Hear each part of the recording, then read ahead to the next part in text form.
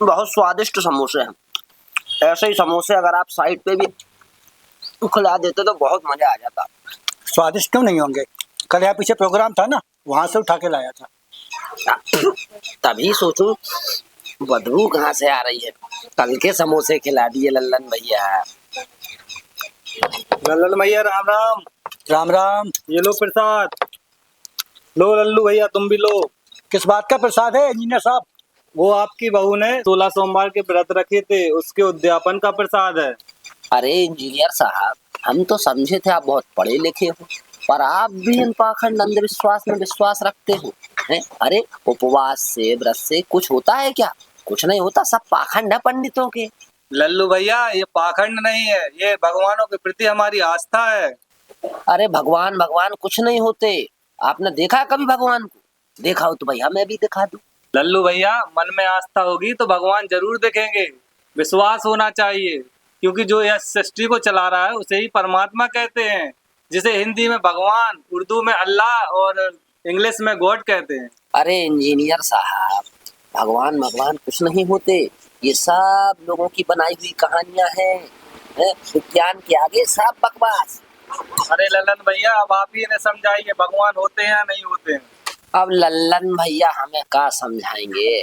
हम लल्लू फ्रॉम बिहार, इन सब को समझने के लिए पढ़ाई जरूरी है। LKG, UKG, MKG, समझे इंजीनियर साहब? ये सब छोड़ो, हम बिहारी को बंगाल का रसगुल्ला खिलाते हैं। अच्छा, रसगुल्ला, वो भी बंगाली, एक बिहारी को। जल्दी लाओ लल्लन भैया, हम तो दांत मांज के बैठे हैं। रसगुल्ला। लो लल्लू रसगुल्ला खाओ। रुको, ये बताओ उसका टेस्ट कैसा होगा? अब रसगुल्ला है तो मीठा होगा। खाओ खाओ।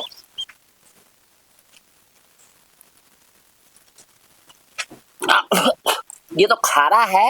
लेकिन तुम तो कह रहे थे रसगुल्ला मीठा होता है। अब देखने से तो लल्लन भैया ऐसा ही लग रहा था कि मीठा होगा, जब खाए तो पता चला खारा है। अब समझ में आया कुछ? लल्लन भैया हम तो कन्फ्यूजिया गए, कुछ समझ में नहीं आ रहा हमारी। आप क्या बोलना चाह रहे हैं रसगुल्ले के बारे में? लल्लू, यही तुम्हारी बात का जवाब है कि भगवान होते हैं या नहीं होते हैं, व्रत उपवास से कुछ होता है या नहीं होता है। तुमने कभी व्रत किए हैं? जब तक व्रत करोगे नहीं तब तक तुम्हें व्रत के बारे में पता कैसे चलेगा? तुमने गीता, वेद, पुराण ग्रंथों को पढ़ा है नहीं, लोगों की सुनी सुनी बातों पर विश्वास करते हो। सुनी हुई बातों पे गलत जो अधूरी जानकारी मिलती है, जब तुम उन्हें पढ़ोगे तब उनके बारे में सही जानकारी लगेगी। जब विज्ञान के आविष्कार नहीं हुए थे तब हमारे ऋषि मुनियों ने उन सारी बातों के बारे में लिख दिया था। स्वास्थ्य, शल्य चिकित्सा से लेकर के खगोल शास्त्र, 9 ग्रहों का वर्णन उन्होंने अपने ग्रंथों में कर दिया था। हमारे हर व्रत और उपवास के पीछे भी एक वैज्ञानिक कारण है, और समय समय पर उसे वैज्ञानिकों ने भी स्वीकार किया है। मेरे दोस्त, धर्म को जब समझोगे तभी उसके बारे में कुछ बोल पाओगे। पहले किताबों को पढ़ो, ग्रंथों को पढ़ो, फिर उसके बारे में कुछ बोलो। ईश्वर है और एक निराकार स्वरूप में मौजूद है, केवल उसको आस्था होनी चाहिए, उसे समझने के लिए, स्वीकार करने के लिए।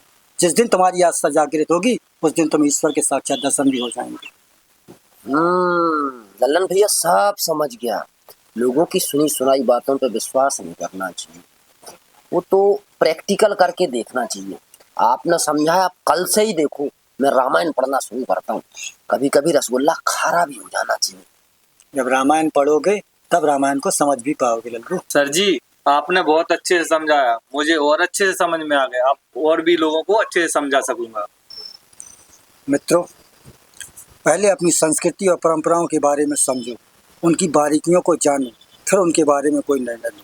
अक्सर वही लोग संस्कृति और परंपराओं पर चोट करते हैं जिन्होंने उनको पढ़ा नहीं है, उनको समझा नहीं है। अपने वेदों में, पुराणों में, ग्रंथों में बहुत कुछ लिखा है जिसे विज्ञान ने स्वीकार किया है, लेकिन हम सब आज उनसे वंचित हैं क्योंकि हमने उन्हें पढ़ा नहीं है, उन्हें समझा नहीं है।